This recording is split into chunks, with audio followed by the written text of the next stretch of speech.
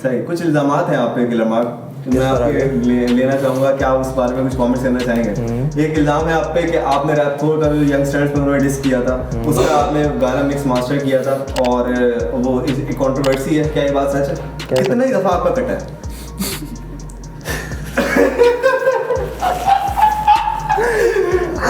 यार अल्हम्दुलिल्लाह जवाब दे यार, कितने अल्हम्दुलिल्लाह एक भी दफ़ा नहीं कटा। अच्छा मतलब फिर भी आप इतनी ज़्यादा उदासी क्यों? आपकी ज़िंदगी डिप्रेशन है क्या, एंजाइटी है क्या, क्या मतलब? अगर लड़कों का मसला है तो लड़कों का मसला है, कुछ कन्फेस तो करें। मतलब यार बात ये है कि भरोसा उड़ जाता है ना एक दफ़ा, तो फिर वो किसी पे भी नहीं आता।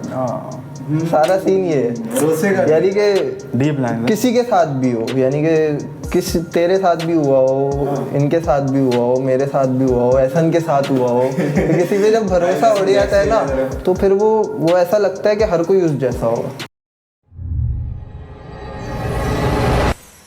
Hello, Assalamualaikum guys. Asad Siddiqui with a message of love, respect, peace, you know. And I welcome you to Encyclopedia Hub Point of View session. And भाई हमारी सीरीज़ चलती आ रही है hip hop interviews and typical podcast. Well, इसी continuation में आज हमारे साथ दो बहुत ख़ास गेस्ट मौजूद हैं। They are very talented musicians and he is a potential producer and a musician, और बहुत टाइम से they are hustling in the scene for some good purposes, और काफ़ी अच्छा बहुत अच्छी रिप्रेजेंटेशन दी है उन्होंने हिप हॉप इंडस्ट्री में अभी तक। आप लोगों की वर्चुअल जोरदार तालीम में I would like to introduce Faheem Roshan AKA Killer Mark and Huzair. Thank you so much Asad, हम भी बजा रहे हैं। फाइनली इन द हाउस भाई, बहुत मुश्किलों से आप लोग आए, थैंक यू सो मच आप लोग आए और हमें आपने वक्त दिया। कैसे हैं आप किलर मार्क? अल्हम्दुलिल्लाह, आप कैसे हैं आप हुज़ैर? अल्लाह का शुक्र है। माशाल्लाह, you guys are looking amazing and healthy. अच्छा, क्या हो रहा है ज़िंदगी में, क्या हालात है ज़िंदगी और कैसे क्या चल रहे हैं मामला करंटली? यार ज़िंदगी बस चल रही है, जैसी चल रही है उसके साथ साथ चल रहे हैं। जैसी चल रही है वैसी वक्त के साथ ढल रहे हैं, वक्त के साथ बदल रहे हैं। बस यही सीन है। बस जॉब में बिजी हैं, वो बिल्कुल टाइम नहीं है। ओह बिल्कुल टाइम नहीं है, एक दिन भी ऑफ नहीं है अभी तो जॉब से। ऑब्वियसली जिम्मेदारियाँ बहुत इंपॉर्टेंट है। वेल या वेरी इंटरेस्टिंग। वेल आप लोग काफ़ी टाइम से, किलर मार्क आपसे मैं पर्सनल सवाल पूछना चाह रहा हूँ स्ट्रेट, आप काफ़ी टाइम से सीन में हासिल कर रहे हैं।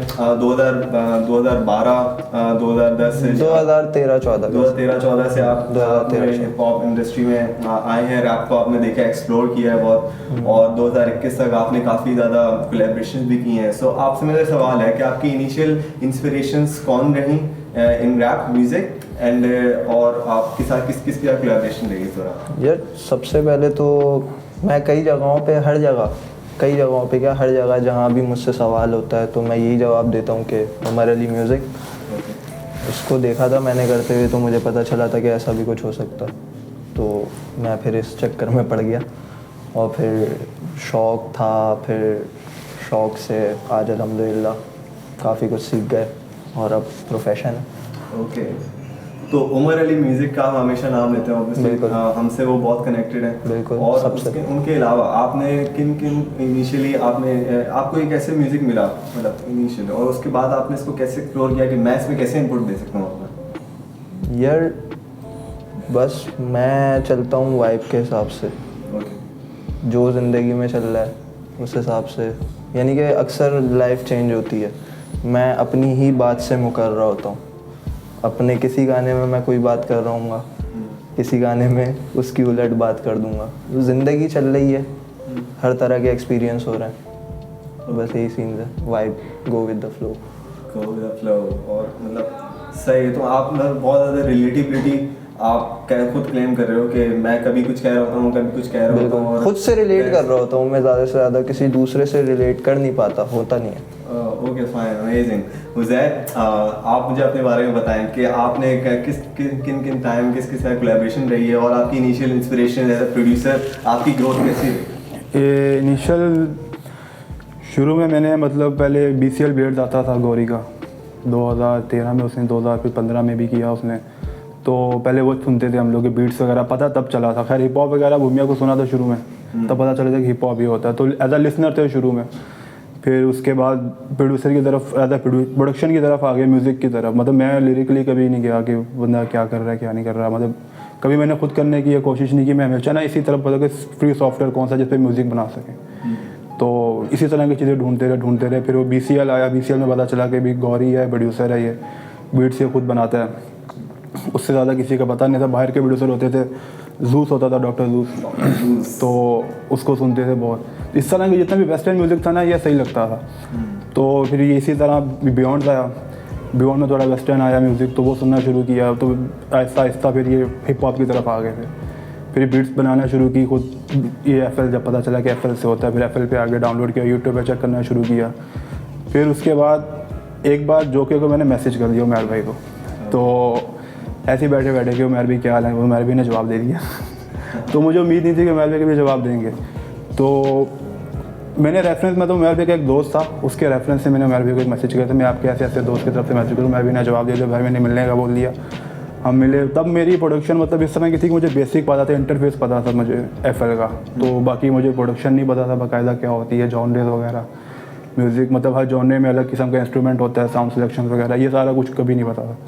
ये उमर भाई की तरफ गए, उमर भाई ने बताया, क्योंकि उमर भाई तो बहुत पुराने कर रहे थे, मतलब बेसिक बैंड से उमर भाई ने स्टार्ट किया था। आपकी कब कोलैबोरेशन मिला? आप पहली दफ़ा कब मिले उमर भाई से? उमर भाई से मैं 2020 में मिला था मेरे ख्याल से, 2020 में मिले थे हम लोग। और उमर भाई ने वहीं से फिर मैं, मतलब मैं एज अ स्टूडेंट गया था उमर भाई को सीखने के लिए। मैं था और एक लड़का और था, मेमार का, इसको आप जानते होंगे, असद, बिल्कुल, वो था, वो भी कर रहा है खैर फिलहाल अभी, वो है कोई एक लड़का और उसके साथ ब्लैक हार्ट, दोनों कर रहे हैं। वो होता था, मैं होता था, और हम लोग तकरीबन 4 महीने रहे थे उमर भाई के पास। तो बहुत एक्सपीरियंस था उसमें। उमर भाई ने बहुत सारे गाने भी किए थे, यंगस्टर्स के बहुत सारी रिकॉर्डिंग उस दौरान हुई थी, हमने देखी भी थी। बहुत कुछ सीखने को मिला था उमर भाई से भी और तला अंजुम तला यूनिस से भी, दोनों से। तो हमने प्रोडक्शन को कैरी किया, मैंने तो फिलहाल प्रोडक्शन को कैरी किया और मैं अकेला लगा रहा। मैंने बहुत कम किसी को अप्रोच किया, जब भी किया 1-2 बार किया, अगर किसी ने रिस्पॉन्स दिया, क्योंकि काम मेरा इस तरह का था, मुझे कभी दुख भी नहीं हुआ कि भाई हाँ, मुझे पता था भाई नेचुरल काम है मेरा, अगर कोई मना कर रहा है तो ठीक है, वो उसका हक है भाई, वो कर सकता है। फिर आहिस्ता आहिस्ता उसको कंटिन्यू किया हमने। फिर एक दिन मैंने इसको किलर मार्क को मैसेज किया, मैं एक बार मिला था उमर भाई के साथ, हम जो मिले थे फर्स्ट टाइम, हम जो मिले थे फर्स्ट टाइम, वो उमर भाई ने, उमर भाई की वजह से मिले थे। अच्छा, आप लोग कहाँ पहली दफ़ा मिले और आप जो क्या कैसे वाइब मैच हुई और क्या सीन, क्या सिनेरियो सर? बस कुछ ऐसा सीन था कि उमर भाई से मैं मिलने गया था, उमर भाई ने बुलाया था, फर्स्ट टाइम मैं मिलने गया था उनसे, उनके घर। तो वहाँ से उनके घर से फिर हम गए ढाबे पे, तो इन्होंने ही उन्हें पिक किया था। हम बैठे, फिर बस यही हुआ, मुलाकात हुई, मैंने इनको अपना थोड़ा बहुत काम सुना दिया था, इन्होंने मुझे अपना काम सुना दिया था। फिर बस ये है कि लिंक जो हुआ था वो उमर भाई की वजह से हुआ था। उमर भाई ने मुझे कहा भी था कि तुम इनसे लिंक करना, बस। तो फिर इन्होंने कुछ टाइम बाद मुझे बीट सेंड करी, इन्होंने तकरीबन मुझे कोई 10 बीट भेजी और सारी इनकी ट्रैश थी वो, यानी कि इन्होंने मुझे कहा ये मेरी तरफ से ट्रैश है। मैंने बोला आप मुझे भेज दो, इनमें से मैं कोई एक निकालूंगा। उसमें से आपने कौन सी बीट लगाई, निकाली और कौन सा गाना आपने बनाया? वो सीन ये था कि बीट निकाली मैंने एक, और वो इन्हें पसंद नहीं थी, तो इन्होंने उसमें कुछ चेंजेस किए। तो उस पर मैंने फिर, यानी कि मैंने इनकी उस पुरानी बीट पे लूसीफर लिख लिया था, और उसके बाद इन्होंने उस बीट को चेंज कर दिया था काफ़ी। सही। तो लूसीफर गाना जो, वो हमारी पहली कोलैब थी, वो पहला कोलैबोरेशन लूसीफर ही था। हाँ, और वो मेरा अभी तक का जो पर्सनल फेवरेट है वो लूसीफर है, यानी कि लिरिकली वो बहुत अच्छा गाना है, एक बहुत अच्छा कॉन्सेप्ट है उसका। लूसीफर का एक क्या थॉट प्रोसेस था? लूसीफर की आप बात कर रहे हो, लूसीफर में आपने बहुत सारी बातें की हैं, कंटेंट है, तो वो क्या थॉट प्रोसेस था उसके, इसका क्या मोटिव था गाने का, और क्या आपने क्या सोच के लिखा था वो गाना? यार मैंने सिर्फ यही सोच के लिखा था कि मैं क्या कर रहा हूँ, मैं अपनी ज़िंदगी के साथ क्या कर रहा हूँ, मैं अपनी खुद की बुराइयाँ उसमें बता रहा हूँ। आप कुछ अपने 3-4 पार्ट जो आप एलिब्रेट करना चाहें लूसीफर के? यार मुझे अभी इस टाइम पे वो इतना याद नहीं है, वो उसके लिए मुझे पूरा रिपीट करना पड़ेगा। बाकी जो है, मुझे जो सबसे ज़्यादा उसकी लाइन पसंद है, हावी हो जाता शैतान कभी भी, शायद ये गाना वो ही लिख रहा हो अभी भी। यानी कि अपने को पता नहीं चलता अपने ऊपर कब शैतान है और कब हम सही इंसान हैं, नहीं पता चलता हम किसके साथ कब क्या गलत कर रहे हैं और कब हम खुद के साथ गलत कर रहे हैं। ये भटकावा है दुनिया में शैतान है और वो इसी रूप में सामने आता है, फरिश्ते भी इसी रूप में सामने आते हैं। बिल्कुल। सो ये एजेंडा था जो आपने लूसीफर में। बिल्कुल यही सीन था। और उसके अलावा भी लूसीफर से आगे भी आप लोगों ने कोलैबोरेशंस की और एक हाँ, अब हम एज अ टीम चल रहे हैं, यानी कि अब हुज़ैर टीम मेरी, हम बनाते नहीं हल्के। हाँ, हुज़ैर टीम मेरी, हम कोई बनाते नहीं हल्के। नो वे, यही सीन है। So that's great. तो आपकी इनिशियली अब 2020 में आपने म्यूजिक छोड़ भी दिया था, उसके बाद से आपने इसको रीजॉइन किया और एक रैपथॉर के साथ कोलैबोरेशन में हमें नजर आई जिसमें यार 2 गाने किए थे मैंने, यानी कि रैपथॉर मेरा पहले दोस्त भी था। हाँ, तो हमारे 2 गाने थे एक साथ, जो कि एक क्यूबी ने उसकी वीडियो करी थी और एक मेरे चैनल से है वो अपलोड किया था मैंने। सही वो कलेक्ट थी। सही। कुछ इल्जामात हैं आप पे गिलमार्क, मैं आपके लेना चाहूंगा, क्या आप उस बारे में कुछ कमेंट करना चाहेंगे? एक इल्जाम है आप पे कि आपने रैपथोर का जो यंगस्टर्स पे उन्होंने डिस किया था, उसका आपने गाना मिक्स मास्टर किया था और वो एक कंट्रोवर्सी है, क्या ये बात सच है? यार सीधी सी बात है, मैं एक हसलर हूँ, मुझे कहीं से पैसा आता हुआ दिखेगा मैं मना नहीं करूँगा। यंगस्टर्स को मैंने डिस नहीं किया, ऐसे ही सही है। रैपथॉर से कई ज़्यादा इज्जत उनके लिए, सीधी सी बात है। यानी कि मैं खुद भी ये सोचता हूँ कि मैंने कुछ पैसों के लिए गलत किया, कभी कभार मैं ये सोचता हूँ, लेकिन उस वक्त मुझे पैसों की ज़रूरत थी, सीधी सी बात है, तो मैंने मना नहीं किया, मैंने किया। काम है बिजनेस में, और ये बात मैं उमर भाई से क्लियर कर चुका हूँ, यानी कि उनके साथ बैठ के मैं उन्हें बता चुका हूँ कि हाँ मैंने पैसों के लिए किया था और मुझे पब्लिकली बताने की ज़रूरत नहीं पड़ी।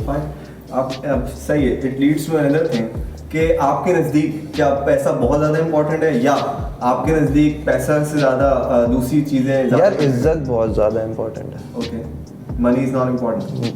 बहुत ज़्यादा इम्पोर्टेंट जो चीज़ है वो इज़्ज़त है, बाकी पैसा सर्वाइवल के लिए बहुत ज़्यादा ज़रूरी है। यानी कि इज़्ज़त तभी होगी जब पैसा होगा। अगर आपके पास पैसा नहीं है, अगर मैं तुमसे पैसे मांगने आ जाऊँ तो तुम्हारी नज़र में मेरी इज़्ज़त नहीं होगी। Make sense. तो पैसा भी बहुत ज़्यादा इम्पोर्टेंट है इज़्ज़त बनाने के लिए। Okay fine, thank you. Huzair, जैसे कि डिस्कशन चल रही है अभी, तो आपने किलर मार्क के अलावा भी काफ़ी कोलैबोरेशंस। मैं यही बताने वाला था, मेरा पहली कोलैबोरेशन मेरी ज़रियाब के साथ थी। ज़रियाब कासमानी के साथ पहली कोलैबोरेशन मेरी वो थी, वो वायरस गाना था उसका। फिर उसके बाद पेंडेमिक टाइम पे। हाँ, तो उसके बाद फिर असद के साथ एक थी, वो खुद कुछ उसका गाना था, वो उसने मुझे सेंड किया था, मैंने उसको थोड़ा रिप्रोड्यूस करके उसको भेज दिया था। फिर ये लूसीफर आया था। मैंने ज़्यादा कोलैबोरेशन नहीं रखी, मैं मतलब अभी भी ज़्यादातर मैं खुद ही कर रहा होता हूँ और कई बीट्स मैं किसी को भेजता ही नहीं हूँ, वो मेरे पड़ी रहती है, मैं इसको भी नहीं भेजता। बस कर दो। हकीकत है, वो कभी घर पे आया था तो फिर मैं उसको प्रोजेक्ट खोल के दिखा देता हूँ ये बना हुआ रिसेंट मेरा ये चल रहा है, क्योंकि मुझे पता है कि अभी मुझे मज़ीद और करना है, मुझे बहुत सीखना है, तो उसके लिए कंटिन्यू मुझे भी बनाना है, क्योंकि मैं उसको मुझे पता है एक चीज़ इतनी अच्छी नहीं है, मैं इसको क्यों भेजूँ। जब उस लेवल की मेरी होती है मैं इसको बोलता हूँ हाँ ये थोड़ी सी अभी सही है, इसको देख ले। मैंने जैसे एक बीट बनाई थी उसको उस पे उसने बनाया था दिल में उदासी, अभी गाना अनरिलीज है वो, लेकिन वो उस टाइम समझ आ गया था हमें, वो बीट भी मुझे सही लगी थी, मैंने कहा हाँ, फिर मैंने इसको भेज दी। अब मैं हर बीट नहीं भेजता इसको, तो इसको यही लगता है। हाँ, वो इसलिए नहीं बेचते, मैं हर बीट पे इनको गाना बना के दे देता हूँ, ये बोलते हैं मैं बेचूँ क्या। लेकिन आपके माशाल्लाह अभी चल रहा है म्यूजिक एल्बम एंड बहुत सारे रिलीजेस हैं, और क्या हम एक्सपेक्ट करते हैं वो उस एल्बम जो आपकी चल रही है उसमें कितने गाने होंगे और वो उसको लेके आपने कितनी कोलैबोरेशंस करनी है या फिर क्या? यार 2 गाने एल्बम नहीं, EP है, वो छोटी सी एक EP है, वो मैंने उसमें सोचे तो 4 हैं, लेकिन क्या पता एक और दे दें, लेकिन अभी सिर्फ 4 हैं और 2 गाने बाकी हैं, जिसमें एक फीचर है 2Ace के साथ और एक दिल में उदासी है, जो कि मैं चाह नहीं रहा कि वो बगैर वीडियो क्या है, तो बस यही सीन है। सही, let's move forward. 2021 was a great year for hip hop industry, not for just hip hop industry but overall media industry. We have seen many big collaborations. We have seen many artists grown and shows, the underground shows or main commercial shows. Obviously, you are represented in both star rappers too, regardless of the controversies. But you have seen things in on main screen and commercial media. Yeah. So, what do you believe? कि 2021 कैसा साल रहा? उस दौरान आपने माशाल्लाह बहुत अच्छे प्रोजेक्ट्स दिए. So, how was 2021? यार बहुत कुछ सीखा, यानी कि काफ़ी कुछ एक्सप्लोर किया जो कि पिछले 5-6 सालों में नहीं किया था। वो इस साल हमने एक्सप्लोर किया, जैसे कि शोज़। कभी नहीं सोचा था कि इस तरह परफॉर्मेंसेस करेंगे बैक टू बैक। यानी कि तुम्हें शायद याद ही होगा 2015 हमने न्यू ईयर अलादीन में सबसे वहाँ पे तो इन्फ्लुएंस सबसे यानी कि कोई सीन ही नहीं था वहाँ का। 2015 में हमने जितना अच्छा, हमारे साथ सीन भी हुआ था उसमें, याद हो तो यार बहुत कि असद भाई वहाँ फैमिली शो है और वहाँ गाली दे रहे थे। यार क्या सीन है? नहीं है यार, ये अंडर द टेबल बात है गाइस। नहीं नहीं, ये पता चलनी चाहिए। उसमें सीन ये था कि आवाम जब अच्छी थी तो सिस्टम फक्ड अप था, और जब आवाम वहाँ से वो अच्छी वाली चली गई और फिर हम जब चढ़े वहाँ और सिस्टम सही था तो आवाम वहाँ सही नहीं थी, और फिर असद भाई माइक फेंक के चले जाते। यार क्या करें, हाँ ठीक है, वो एक एटीट्यूड था। हाँ। क्योंकि मैं कह सकता हूँ अभी ये बात हो रही है तो वो एक नॉनसेंस था। ऑब्वियसली मैं हाँ, बड़ा स्टार नहीं था, बिल्कुल, obviously मैं बिल्कुल। तो यानी कि हम लोग कुछ भी, और वहाँ पे किसी को नहीं पता रैप सीन क्या है। हमें एक वो थे कि हमें परफॉर्मेंस मिल रही है, let's hit the stage man. और इस तरीके से और भी आर्टिस्ट करते रहे। और 2015 तक तो इन्फ्लुएंस लोगों में बहुत कम था, रिकग्नाइजेशन नहीं किया था रैप आर्टिस्ट। जबकि वो तुम ही वो सॉन्ग, जबकि पॉप म्यूजिक में काफ़ी बूम था। अली जफर, अरिजीत सिंह, ये गाने बूम करते थे। रैप इंडस्ट्री में इतना ही था। अब 2021 में वीकेंड से अब शोज हो रहे हैं, रिकग्नाइजेशन इतनी एज अ सोसाइटी में एक माना जाता है एज अ रैप आर्टिस्ट, ऐसा है। तो चीज़ें इवॉल्व होती हुई जितनी आपने अपनी आंखों से देखी हैं, तो आपको क्या लगता है कि 2022 अभी आपने कन्फेशन किया कि 2021 में बैक टू बैक परफॉर्मेंसेस आपने भी की, बहुत सारे लोगों ने की। You have seen many artist, यानी जिन्होंने कभी स्टेज नहीं देखा था, माइक नहीं देखा था, उन्होंने भी की। और कितनी खुशी की बात, बहुत अच्छी, और रिकग्नाइजेशन मिली। और सबसे इसमें उस्मान मंसूर का सबसे बड़ा हाथ है। यानी कि यार उस बंदे ने इन्वेस्टमेंट करी है, यानी कि बॉक्स जाके। हाँ, यानी कि उसने ये नहीं देखा उसको फ़ायदा हो रहा है नहीं हो रहा वो, लेकिन लगा हुआ है। ये नहीं है, हर कोई अपना फ़ायदा सोचता है, लेकिन वो हसल कर रहा है। हम भी अपना फ़ायदा सोचते हैं, हम भी म्यूज़िक इसीलिए कर रहे हैं, कल कोई स्टार बनेंगे, पैसा कमाएंगे। सीधी सी बात है, फैक्ट है। कोई बोलता है कि वो फेम के लिए नहीं कर रहा, वो झूठ बोलता है मेरी नज़र में। आप गाने नहीं फेंको, फेम के लिए नहीं कर रहे। शौक है ना, शौक है, अपना गाना बनाओ, सुनो खुद ही। फेंक क्यों रहे हो, आवाम में क्यों सुना रहे हो? फेम तो चाहिए, हर हाल में चाहिए। और फेम से रिलेटेड ये भी आती है कि आर्टिस्ट अनरिलीज सॉन्ग्स भी परफॉर्म करते हैं। इवन आपने भी किया, सो वो एजेंडा है ऑब्वियसली। ये एक बिल्कुल इसमें दो राय नहीं है कि एक आर्टिस्ट क्लेम कर रहा है कि मैं म्यूजिक कर रहा हूँ, बस तुम्हारे लिए कर रहा हूँ, एहसान कर रहा हूँ तुम पे। ऐसा नहीं है भाई, अपने लिए कर रहा है वो, कर रहा है यानी कि सबको सुनाने के लिए भी कर रहा है, लेकिन सबसे बड़ी बात अपने लिए कर रहा है। उसको कुछ दिख रहा है, वो तभी कर रहा है। जिनको कुछ नहीं दिखा उन्होंने छोड़ा भी है। आपके सामने बहुत अच्छे अच्छे आर्टिस्ट, यानी कि आपने और हमने तो देखे हैं, वो अब नहीं कर रहे हैं म्यूज़िक, वो ब्रोक हैं, यानी कि वो छोड़ चुके हैं, वो इस चीज़ से बेदार हो चुके हैं। सही है ना, एक चीज़ फिगर आ गई ना सामने यार, लेकिन वो अच्छे आर्टिस्ट थे, वो अच्छे आर्टिस्ट थे। अगर वो ना छोड़ते, मुझे ऐसा लगता है कि वो ऐसे कौन से आर्टिस्ट हैं जो कि आपने यार शहजी उमर भाई के साथ होता था हॉलोकॉस्ट, जो बैंड बना था याद हो, और उसमें भी था वो जो क्यों खेला तूने जुआ में फीचर था अंजुम के साथ। यार वो मेरा फेवरेट रैपर था, और वो मुझे अब नज़र ही नहीं आता कहीं। ये वाला सीन है, मैं सिर्फ उसकी बात करूँगा फ़िलहाल। बिल्कुल, बहुत रिलेटिविटी है इसमें। वेल, आप कहाँ कल्चर को इवॉल्व करते हुए देख रहे हैं? अब 2022 की हमने बात कर रहे हैं, तो 2022 को लेके आपके क्या प्लान्स हैं और क्या प्लानिंग्स हैं 2022 की? फ़िलहाल तो ज़्यादा कुछ नहीं है अभी, तो फिर यही है कि 2022 भी इसी तरह अभी गुजरेगा। तो जितनी भी एक्सपेक्टेशंस है वो 2023 से हैं, और तो अभी भी हार्ड वर्क है, असल अभी भी रहेगी। बहुत ज़्यादा एक्सपेक्टेशन नहीं रखी हमने 2022 से। असल में मसला पता है ये है कि हमें और भी चीज़ें पीछे देखनी है, सिर्फ म्यूज़िक नहीं है, घर भी देखना है, अपना फ्यूचर देखना है। अगर हम दोनों चीज़ें साथ देख रहे हैं ना, तो उस चीज़ को फिर अचीव करने में हमें टाइम लगेगा। Okay fine, just for the viewers, एक आर्टिस्ट, यंग आर्टिस्ट है, Young G, he is like inspired by you, inspired by anyone, you know, वो सोच रहा है कि I want to be a rap artist. So आप उनको, उन ऑडियंस को क्या बोलना चाहोगे कि यार ये काम करो एज एन आर्टिस्ट और ये काम नहीं करो, या तुम क्या advice to young artist, what will you say किलमान? यार मैं ये कहूँगा, या तो आपके पास पैसा होना चाहिए, या तो हिम्मत। बहुत से आर्टिस्ट आजकल हैं बोलते हैं फ्री में रिकॉर्डिंग मिक्स मास्टर कर दो, हम हसलर हैं। भाई हमने भी हसल करी है, हमने किसी से जाके नहीं बोला फ्री में रिकॉर्ड मिक्स मास्टर कर दो, हमने खुद कोशिश करी है। 200 रुपये वाला माइक घर पे लेकर आए हैं ऑडियोनिक का, उस पर गाने रिकॉर्ड करके मिक्स मास्टर खुद करके फेंके हैं। यानी कि पैसा नहीं था, करना था, शौक़ था, कर लिया। आपको भी यही करना पड़ेगा भाई, यानी कि अपना नाम ऐसा बना लो, स्टूडियो वाले खुद बुलाएं कि आपका गाना रिकॉर्ड करते हैं, मसला नहीं है, चिल सीन। अपना काम ऐसा बना लो। काम आजकल सीन ये है कि शुरू किया नहीं है, कोलैब चाहिए। आप देख नहीं रहे कि आप कोलैब किससे मांग रहे हो, गाना कैसा है, आपको कोलैब चाहिए।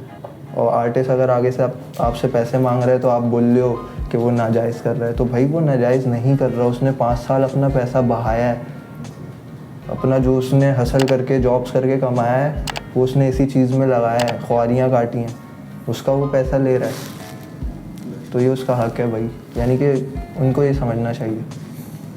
It's a high time now because क्योंकि बहुत सारे बच्चे, बहुत सारे छोटे आर्टिस्ट ये ऐसी बेसिक एथिकल मिस्टेक है जो कि यहाँ बहुत ज़्यादा कर रहे हैं। मैं मार्क्स लैब भी रन कर रहा हूँ, तो 10 ऐसे आर्टिस्ट आते हैं जो फ्री में बोलते हैं करने का, तो अगर मैं यानी कि अब मैं एक का अगर कर दूँ तो फिर उन 10 ने क्या गलत किया मेरे साथ, तो उन 10 का भी मुझे करना चाहिए। और मैं उन 10 का करने बैठ गया तो मैं अपनी ज़िंदगी में क्या करूँगा। बिल्कुल सही बात है। और short out two marks lab guys, अगर आप लोगों को गाना मिक्स मास्टर प्रोड्यूस करवाना है, everything is possible with marks lab. Go follow marks lab, link भी दे देंगे हम आपको इस वीडियो के लिंक में। और खैर मूविंग फॉरवर्ड, अब आपने जिस तरीके से अभी डिस्कशन की, इस बात की मैं एक्सटेंशन देना चाहता हूँ कि I seen guys, I seen killer mark 2012-2013 भाई बसों पे आता था, यू नो, और शायद स्टूडियो बंद होता था तो ये वापस चला जाता था। बट द पॉइंट इज के ये एक एरा था, एक बहुत हसल का टाइम था। कभी इस बारे में डिटेल में बात करेंगे। Well but the point is के यू हैव टू हसल, तब आप जाके क्लेम करते हुए it make sense. And secondly you have to be real. अब you have seen fake artist, fake rap artist में और एक रियल आर्टिस्ट में क्या फ़र्क है यार? फेक रैप आर्टिस्ट में और रियल रैप आर्टिस्ट में बस कुछ ही फ़र्क होता है, जैसे कि वो सब फेक लिख रहा होता है और और जो रियल लिख रहा होता है आवाम उससे कनेक्ट करती है। जो फेक कर रहा होता है, यानी कि फेक बंदा करे, फेक ऐसा करे कि वो चीज़ आवाम से रिलेट कर सके। फेक आप बनते हो गैंगस्टर, आवाम गैंगस्टर नहीं है। अगर आप फेक गैंगस्टर बन रहे हो तो वो सिर्फ जो रियल गैंगस्टर है ना वो उस गाने को सुन लेंगे, उनको मज़ा आएगा वो सुनने में। आप फेक गैंगस्टर बन रहे हो। आपने ऐसे गैंगस्टर देखे जिन्होंने शो पूरे खराब किए? अबे भाई ये अगर सवाल मुझसे होता है ना कोई करता मैं लेकिन किलर मार्क, आपने ऐसे गैंगस्टर देखे? यार वॉनाबीज हैं, यानी कि नई नई फेम है, बस डेस्परेट हाइप के, बस डेस्परेट रैपर्स हाइप है। यानी कि वो नहीं देख रहा है, फैमिलीज हैं शोज़ में, वो ग्रो नहीं करने दे रहा है शो को। आप ये देखो कि उस शो के बाद से कोई आर्टिस्ट, कोई भी बंदा अपना कोई फैमिली मेम्बर वहाँ लेकर नहीं आया, यानी कि इससे आपका शो ख़राब हो गया, यानी कि लोग डर रहे हैं, सीधा सीन है। तो एक चीज़ वायलेंस कनेक्ट हो जाती है अगर हिप हॉप से, तो ऑब्वियसली उसको बूस्ट नहीं मिलता है। किसी भी चीज़ में वायलेंस कनेक्ट हो जाए, कंपनी में काम कर रहे हो उसमें वायलेंस कनेक्ट हो जाए, उस कंपनी को ग्रोथ ही मिलेगी ऑब्वियसली। तो आप मुझे बताएं उधर एज अ यंग प्रोड्यूसर जो कि अपना कैरियर देख रहा है एज अ प्रोड्यूसर, तो उसको आप क्या एडवाइस देना चाहोगे? एडवाइस ये है कि लिसनिंग अच्छी होनी चाहिए। मतलब मैं इंस्पायर अगर हुआ था तो जोके से हुआ था, उससे पहले बहुत सुना, मतलब कि अच्छा लगता था वेस्टर्न, लेकिन जब ये सोचा ना कि अगर बनाना है तो ये जोके की वजह से हुआ। जोके का म्यूज़िक इस तरह का था कि हैरान हो जाता है बंदा। हम भी जब बैठ के देख रहे होते हैं ना, जो उमर जब भी प्रोड्यूस कर रहे होते हैं, तो हम हैरान हो जाते हैं कि मेरे भी ये दिमाग में कैसे आया। मतलब यहाँ कुछ और भी हो सकता था, इस पार्ट पे आप कुछ और भी कर सकते थे, यही क्यों किया आपने? तो बहुत सी चीज़ें अगर आपके सामने, हमारे सामने हुई, हम तो इंस्पायर इस चीज़ से रहे हैं कंटिन्यूसली। वैसे रखा कि उमर भाई ने हमारे सामने प्रोड्यूस किया है, हमने देखा है, मतलब लेजेंड है वो लेजेंड हमारे सामने प्रोड्यूस करा, तो हमें तो एक तो ये था बहुत सारा। दूसरा फिर आपको बहुत सी कोशिशें खुद करनी होती हैं, आप अगर जैसे हमें तो उमैर भाई मिल गया, हर किसी को हर कोई नहीं मिलता।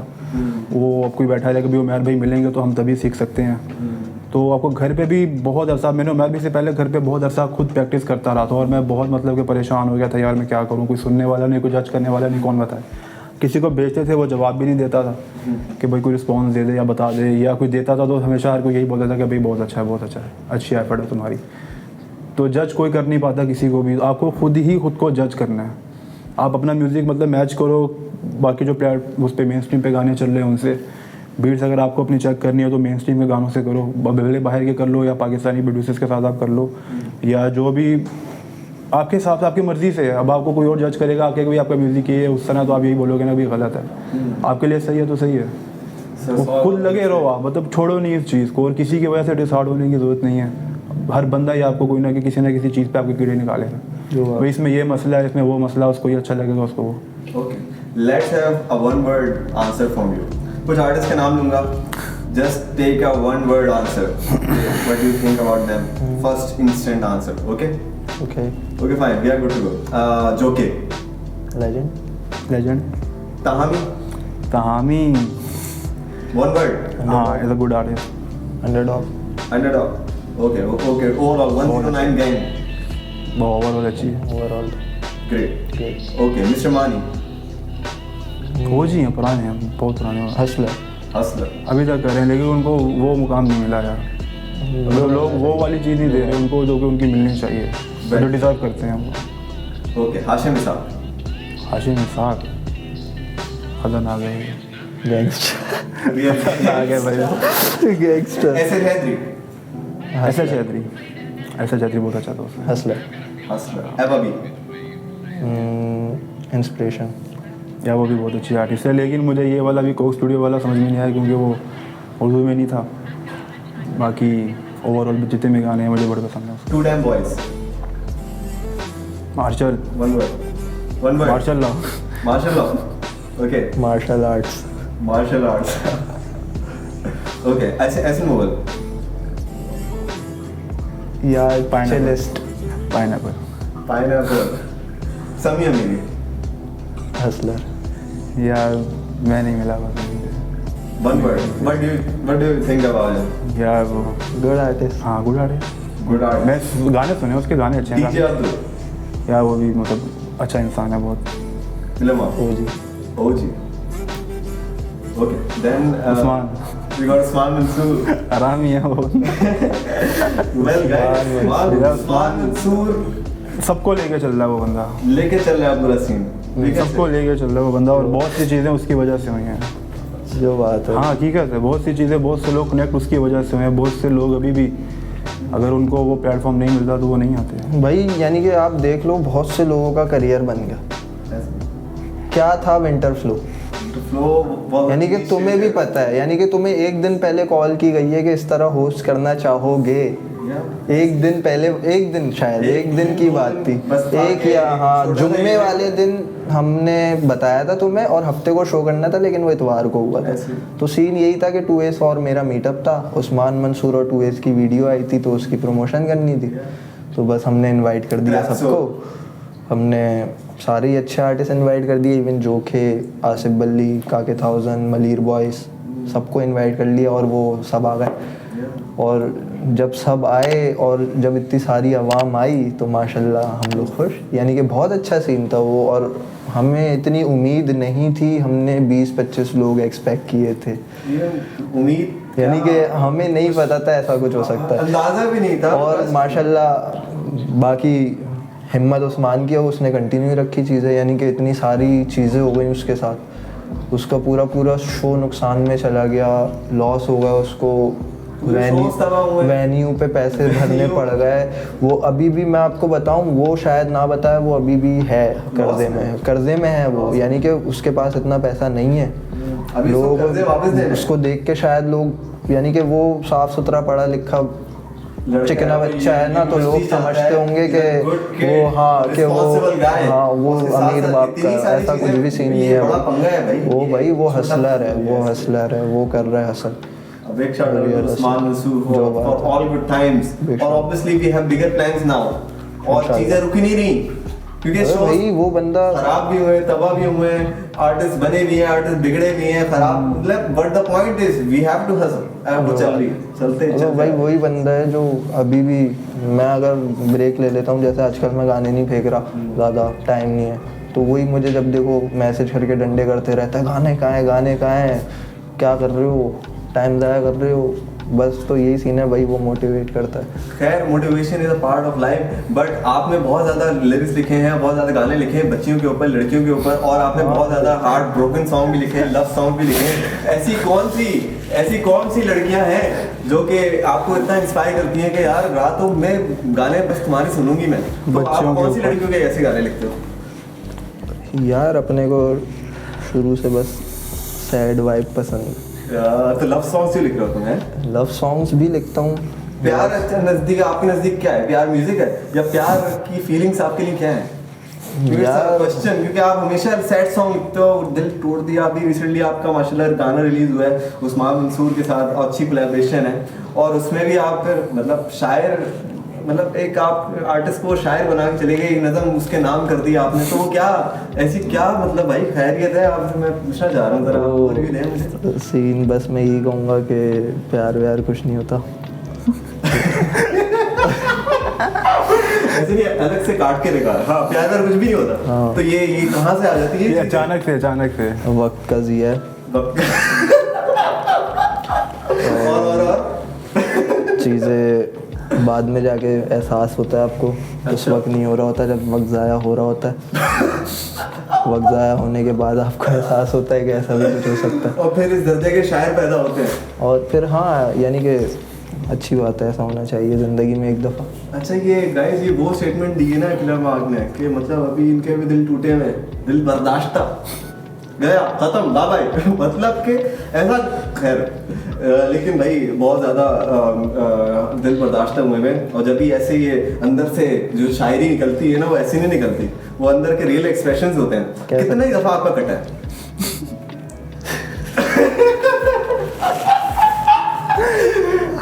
यार अल्हम्दुलिल्लाह, जवाब दे यार कि अल्हम्दुलिल्लाह एक भी दफ़ा नहीं कटा। अच्छा, मतलब फिर भी आप इतनी ज्यादा उदासी क्यों? आपकी जिंदगी डिप्रेशन है क्या, एंजाइटी है क्या, क्या मतलब? अगर लड़कों का मसला है तो लड़कों का मसला है, कुछ कन्फेस तो करें। मतलब यार मसला ये है कि कटा वटा नहीं है, इसे कटना नहीं कह सकते, लेकिन बस नसीब में नहीं था। काटा है, काटा गया है, कह सकते, मतलब काटा गया है। सब लौंडा बोलता है ना यार, नहीं ब्रो नसीब नहीं था, वो यू नो वो काट दिया जाता है, पता भी नहीं चलता लौंडे को। लौंडे होते शरीफ, लेकिन लड़के खैर हाँ ऐसे ही है। क्या बच्चे भाई तो आपको कभी किसी आपके साथ कोई पर्सन सच बता रहा, अच्छा रहा सच है बता रहा, और कोई ऐसे मामलात रहे हैं या नहीं रहे, या फिर आप कन्फेस कर दो कि यार नहीं यार लड़कियों में इंटरेस्ट नहीं? नहीं, सच बताओ। सच नहीं बताया मैं तुम्हारी ऐसी बजाऊंगा, सच बताओ वरना मैं बताऊंगा। नहीं बताए हाँ तुम बताओ। नहीं तुम बताओ यार हाँ रहे हैं रहे हैं मतलब खत्म हो गए एक्सपीरियंसेस हैं, अब खत्म हो गए, काफी है हमारा, अब खत्म हो गए, अब खत्म हो गए, सारे काट दिए। हाँ। तो अभी कोई फर्दर प्लानिंग है कि यार नहीं भाई अब हो गया भाई, बहुत कट गया, अब हमने करनी है शादी, या तो आप मैं म्यूजिक ही करता? अभी तो फिलहाल म्यूजिक है, शादी का कोई घर वाले ना, घर वालों को कभी इस चीज़ का है ना मुझे, या कोई चीज़ का भी तसल्ली से 5-6 साल बाद देखेंगे। 5 साल बाद देखेंगे जब मना करने के साथ, जब बंदे का होता नहीं ना कोई सीन, तो बस ये जज्बात होते हैं, या तो एक काम अभी तो फिलहाल यार बात ये है कि भरोसा उड़ जाता है ना एक दफा, तो फिर वो किसी पे भी नहीं आता। सारा सीन ये है, भरोसे का, यानी कि डीप लाइन किसी के साथ भी हो, यानी कि तेरे साथ भी हुआ हो, इनके साथ भी हुआ हो, मेरे साथ भी हुआ हो, एहसन के साथ हुआ हो, तो किसी पे जब भरोसा उड़ जाता है ना, तो फिर वो ऐसा लगता है कि हर कोई उस जैसा होगा, हम हर किसी को उससे मिलाने लगते हैं। तो ये क्या इंसान गलती करता है? चलो इट्स लीड टू मैं एक सवाल पूछना चाह रहा हूँ इसी लव टॉक। यार ये मैंने एक्सपीरियंस किया नहीं, ये गलती करके देखेंगे, जल्दी करके देखेंगे बड़े वो मीम है ना, अभी अलग से लगाना वो वाली भाई है। वेल एक ब्रेकअप हुआ लौंडे का, मतलब real experience, let's talk about. आपका ब्रेकअप होता है तो आपके पास ना 2 ऑप्शंस होते हैं इन अ सेंस, आप इंसान की एक एनर्जी का बना हुआ है, या तो वो उसके ही पीछे लग जाए कि भाई अब है वही है, हमने जीना मरना, मीर तकी मीर मीर गालिब हम बन जाएंगे, हमने वही बन जाना है, उन्हीं के पीछे रहना है। या तो एक नई डायमेंशन आती है, वो कुछ किसी भी चीज में हो सकती है। आप हो सकता है आप जिम में जाके सिर्फ एक्सरसाइज बंद करने लग जाओ, आप हो सकता है अपनी लाइफ को बनाने में लग जाओ, आप हो सकता है किसी और लड़की के पीछे पड़ जाओ, या हो सकता है आप एक फन बॉय बन जाओ या फिर प्ले बॉय बन जाओ, यू नो। डिपेंड सिचुएशंस और उस शख्स पे करता है, पर्सनालिटी पे डिपेंड करता है, पर्सनालिटी पे, कैरेक्टर पे और सिचुएशंस पे, क्या आप क्यों दूर हो रहे हो। चेंज आता है बंदे में, मतलब कोई भी हादसा हो, कुछ भी हो बंदे के साथ, उसको कोई भी सिचुएशन फेस करता है, चेंज आता है बंदे में उसके बाद। फिर सिचुएशन पे डिपेंड करता है, बंदे की नेचर पे डिपेंड करता है, हालात क्या थे उसके, उसने उन हालातों में क्या फैसला लिया। आप लोगों की जिंदगी में कितने ड्रॉबैक्स हैं, किसी कोई रिग्रेट्स हैं आपकी लाइफ में कि आप कन्फेस करो यार ये नहीं होना चाहिए था, कोई रिग्रेट के साथ आप जी रहे हो आज तक अपनी जिंदगी में? यार वो यहाँ नहीं कर सकते, बताओ। नहीं यहाँ नहीं कर सकते, नहीं कर सकते, मतलब हैं बहुत सारे हैं लाइफ में, बहुत सारे, यू हैव सम पेन्स, बहुत सारे, यू हैव सम पेन, यहाँ नहीं कर सकते। यार ऐसे सबके पास होते हैं, किसके पास नहीं होते। हर कोई, हर किसी के पास इंसान, होते हैं। देखो बात सारी है कि जो किसी के साथ गलत कर रहे हैं ना, मैं बोलता हूँ उसके साथ भी गलत हुआ है। तो तुम बोलोगे तो एक चीज को गलत नहीं बोलेगा, अगर लेकिन उस इंसान उसको सीख लेना चाहिए। हाँ ना, उस इंसान को सीख लेना चाहिए कि यार आपके साथ गलत हुआ है तो आप किसी और के साथ गलत करोगे तो उसको भी ऐसा ही लगेगा जैसा आपको लगा था। तो we say karma is a bitch, you know, बस यही होता है, फिर उसके साथ दोबारा गलत होता है, घूम फिर के यही आता है, तो चलता रहता है। मांगू रब से दुआ इबादतों में है तू मेरी, मतलब कि यार ऐसे सीन बस नहीं कह नहीं सकते ऐसे नहीं कह नहीं सकते यार, लिखते हैं ये कन्फेस नहीं। अभी इन्होंने पहले एक लाइन दी है कि भाई अपने पुराने गानों से मेरे आगे गाने रिलेट नहीं करते, तो भाई सेल्फ डिस में मारता है अपने आप को, ये एक ही ट्रैक बनाएगा फिर एक मार जो बात है यार, जिंदगी में चेंजेस आते हैं, लिरिक्स में भी चेंजेस आते हैं, बस लाजमी सी बात है। पता नहीं कितने गाने लिख चुका हूँ अब तक, क्या अब सब में मैं एक ही बात लिखूँ? या अब मेरी जिंदगी में चेंज आ रहा है तो मैं उससे रिलेट करके गाना लिखूंगा ना। इंस्पिरेशन भी हो सकती है ना ये, कि वो एक इमेजिनरी किसी लड़की के ऊपर कोई इंस्पिरेशन लेकर हाँ, आया काफ़ी हो। चीज़ें इमेजिनेशन पे होती हैं भाई, यानी कि मैं उस्ताद की लाइफ पे, ज़हर भाई को मैं अक्सर उस्ताद बोलता हूँ, मैं इनकी लाइफ पे गाने लिखता रहता हूँ, यानी कि वो रिलीज़ नहीं किए लेकिन मैं लिखता रहता हूँ। हाँ ऐसे ही बस। तो what is the thought process behind every song? एक आर्टिस्ट, आप मतलब यंग आर्टिस्ट की बात करो जो कि अभी शायद पहला गाना लिख रहा हो, लिखने का सोच रहा हो या लिख चुका हो, यू नो, तो एक थॉट प्रोसेस से होके गुजरना पड़ता है एज एन आर्टिस्ट। अगर आप एक गाने के रेफरेंस से हम बात कर सकते हैं, पागल आपका एक हिट सॉन्ग है, एक पागल एक बहुत ज़्यादा अच्छी वाइब है, उसका हम लिंक भी दे देंगे, आप ज़रूर चेक करिएगा डिस्क्रिप्शन में जाके। वेल, पागल आपने गाना लिखा, उसका एक क्या प्रोसेस था, उसके बारे में एलिब्रेट करें, how you right lyrics and what you think when you right and what's the vibe? यार सीन यही था कि बस मैं अकेला बैठा हुआ था और कुछ लोगों को समझ नहीं आ रहा था मैं, तो मैं खुद को ही पागल बोलने लग गया, यानी कि क्यों करूँ याद, कोई पास नहीं था जब मैं था उदास। अब मुझे मौसीकी कह रही है, वो बीट चल रही है ना, तो वो मुझसे कह रही है, वो बीट थी यूट्यूब बीट थी, सैडी भी एक प्रोड्यूसर है उसकी, तो वो बीट चल रही है तो वो मुझसे कह रही है कि गम बांट ले, मौसीकी कहती मुझसे गम तू बांट, लोग कहते पागल है कोई इलाज। अब मैं बीट पे आ गया ना तो मैं आज़ाद हो गया, पर मैं आज़ाद हूँ। लोग कह तो रहे मैं पागल हूँ और मैं कह रहा हूँ मेरा कोई इलाज भी नहीं है, मैं बीट पे आके आज़ाद हूँ। ये सीन वर्ड्स में लाइन थी, रोशनी राज नहीं आती अंधेरे को तरस, वो इल्तिजा हाँ। इल्तिजा में आपने ये लाइन लिखी, रोशनी राज नहीं आती अंधेरे को तरसे हम, ये क्या लाइन थी और what do you mean by that? यार उससे मैं इंस्पायर हुआ था, मैं ना, हम जहाँ ऑफिस है ना, मैं इनके साथ ही होता हूँ, तो ये लाइट जला देते हैं जब मैं सो रहा होता हूँ, तो उस वक्त अंधेरा चाहिए होता है तो बस उससे इंस्पायर होकर मैंने ये लिख दिया। वो अंधेरा चाहिए होता है, वो ये रोशनी कर देते हैं तो फिर वो बुरा लग रहा होता है। यानी कि स्टूडियो वगैरह में भी ना रोशनी मज़ा नहीं करती, अंधेरा चाहिए होता है। There are people जो आर्टवर्क्स ही बनाते हैं, बहुत सारे लोग इंडस्ट्री में ना, डिफरेंट डिपार्टमेंट में डिफरेंट लोग काम कर रहे हैं, बहुत बड़ा, यानी कि भाई मैं कहता हूँ आर्टवर्क से बहुत ज़्यादा फ़र्क पड़ता है गाने पे, यानी कि आपका आर्टवर्क ही पूरा गाना डिफाइन कर सकता है। Shout out to Farzeen artworks और एक शहान है, इन दोनों आपने इस चैनल पे दूसरी दफ़ा लिया गया है कि मानी शमानी उन्होंने इंटरव्यू किया था, उन्होंने भी शान यार शान बहुत अच्छे आर्ट वर्क, यानी कि शाउट आउट टू शान के वो बहुत अच्छा आर्ट वर्क कर रहे हैं उसके पास, यानी कि वो काम जल्दी भी करता है और एक कॉन्सेप्ट आपको प्रॉपर दे देगा, आप उसको सिर्फ गाना भेजो वो दे देगा। और माशाल्लाह से फरदीन भी काफ़ी इम्प्रूव कर चुका है, वो भी उसका भी ऐसी ना, उसको गाना भेजो वो भी गाने की वाइब के हिसाब से आपको आर्ट वर्क आपके मर्ज़ी का, यानी कि आप उसको अपने थॉट्स भी बता दो वो आपके हिसाब से आपको आर्ट वर्क बना के दे देता है और ज़्यादा पैसे भी नहीं लेता, यानी कि बहुत कम रेट्स है मेरे हिसाब से। इन लोगों के रेट्स बहुत कम है यार, 3000 4000 कुछ नहीं होता, यानी कि उनका काम ज़्यादा है। यानी कि ये गाने में एक बहुत अच्छी आपको जो कहते हैं ना डिस्प्ले आपका बहुत अच्छा होता है तो वो चीज़ बिकती है, यानी कि यार स्पॉटिफाई वगैरह पे आपका वो थंबनेल देख के गाना चलाएगा कोई, अगर वो अच्छा लगेगा तो वो चलेगा, वरना फिर जाने देगा, बोलेगा कोई ऐसी है नहीं।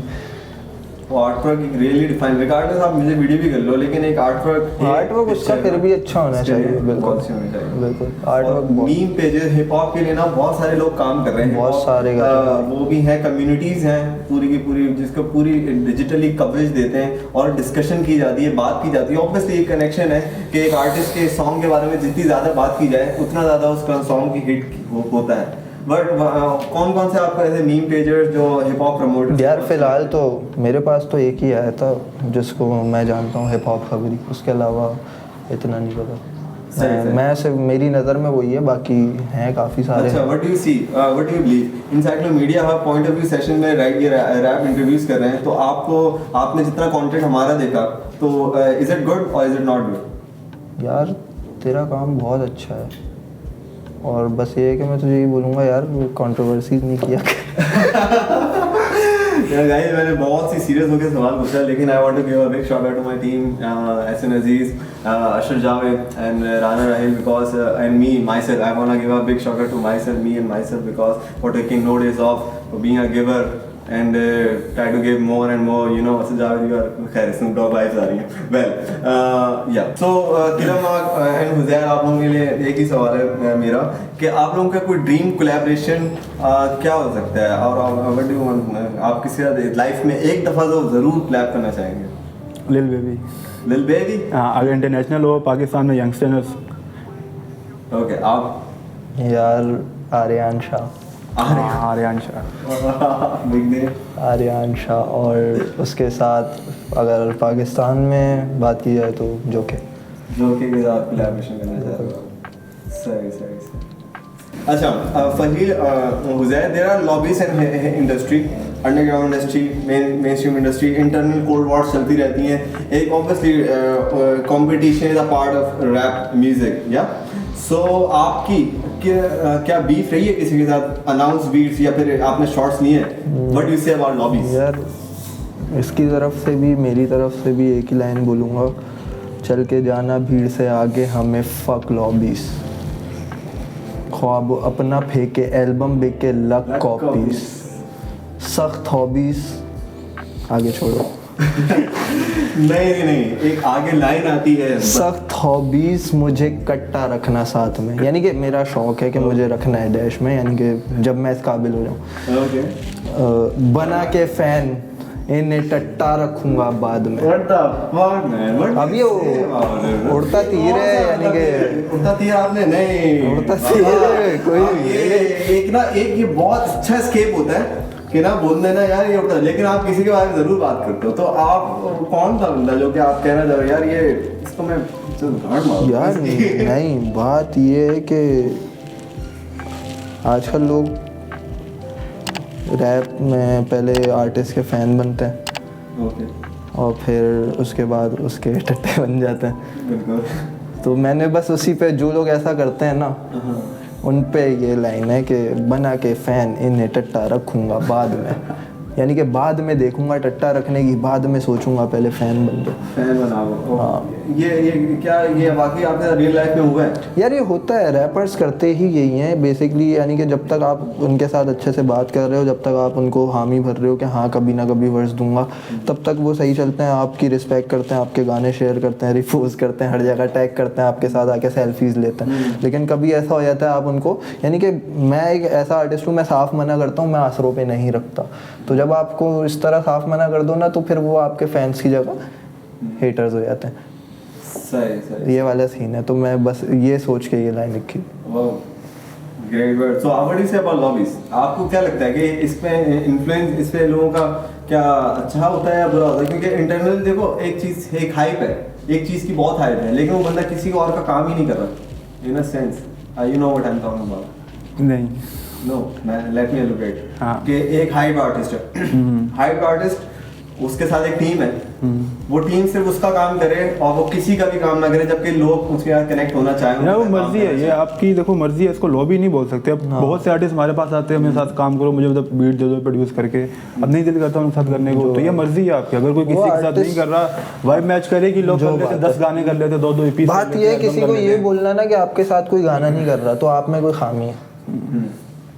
या तो आपके उसके साथ पर्सनल रिलेशन सही नहीं है, या तो आपका काम अच्छा नहीं है, जिस वजह से आपके साथ कोई काम नहीं कर रहा, आपको लोग तो कोई ना कोई वजह है, कोई ना कोई उसकी वजह है।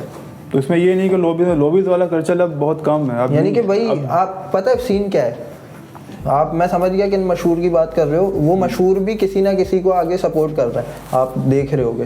तो भाई जो उन्हें समझ आ रहा है, उनकी मर्जी, वो जिससे सपोर्ट करें, उनके बड़ों ने जिनको सपोर्ट करना था उन्होंने उनको करा, उनकी मर्जी कि उन्होंने उनको सपोर्ट करा, अब उनकी मर्जी वो जिससे सपोर्ट करें। आपके साथ काम नहीं कर रहे, आप ये नहीं कह सकते, आप डिसरिस्पेक्ट नहीं कर सकते, यानी कि वो भाई स्टार है। जैसे कि फादी ने डिस्ट्रैक्ट बनाया यंगस्टर्स पे, उस पे डीजे अब्दुल के साथ उसने प्रोडक्शन करवाई, एंड डीजे अब्दुल ने हमारे साथ जब इंटरव्यू किया, उन्होंने साफ क्लेम किया कि मैं डिस्क के तो स्पेशल चार्ज करता हूँ। सही, तो does it make sense industry को दिस वे? मतलब रिगार्डलेस क्या था क्या नहीं था, लेकिन उसने पैसे से चार्ज किए, we pay him, he produce the music. सही है, ये होना चाहिए। यानी कि अब उमर भाई ने अगर यंगेस्ट जनरेशन के कोई डिस प्रोड्यूस किए, जोखे ने, तो क्या जोखे ने डिस किया है? आप क्या जोखे को डिस करोगे? उस आर्टिस्ट, वो लिरिक्स तो आर्टिस्ट की है ना, वो सोच आर्टिस्ट बता रहा है, उसको प्रोड्यूसर लिरिक्स लिख के थोड़ी दे रहा है। अगर मैं किसी को डिस करता हूँ, वो डिस उज़ैर ने प्रोड्यूस किया है, तो क्या अगला आर्टिस्ट उज़ैर को डिस मारे? अगर उज़ैर उसके बारे में कुछ एडलिब्स भी देके बोल रहा है ना, तो मारे। या कोई पर्सनल इशू हो, सबसे बड़ी बात मैं कहता हूँ, बीफ के लिए पर्सनल इशू या कोई ना कोई आपके पास वजह होनी चाहिए बीफ होने की। नहीं यार, ये कल्चर नहीं है, ये कल्चर हिप हॉप है, कल्चर हिप हॉप है, बीफ कल्चर नहीं है।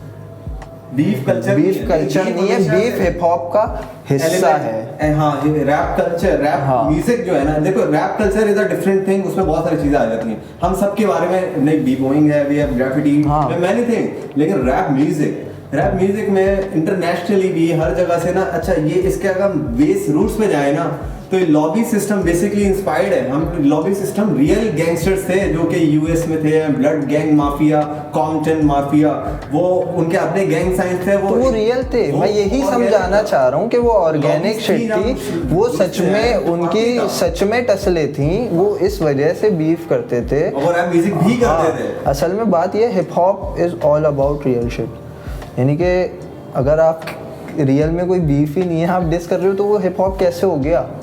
यानी कि वो रियल है ही नहीं, कॉन्टेक्स्ट से ही आउट हो गया ना, यानी कि आप बिला वजह डिस कर रहे हो, तो ये हिप हॉप नहीं है। Okay guys, thank you so much for joining in and giving time to Encyclomedia Hub, and guys thank you so much for stay tuned and to watch this episode। बहुत सारी हमने discussion की, बहुत सारी हमने बातें की, वही बात आ गई last but not the least कि we have to move on somehow, time moves on, हर दिन एक नया दिन है, you know, there are hopes or there are some reasons of hustle, you know, so I hope you take things positive and stay connected, stay healthy। और corona बहुत ज़्यादा फैल रहा है, get yourself vaccinated if you are not, get yourself booster dose and wear mask, and we are signing it out with a message of love, respect, peace out।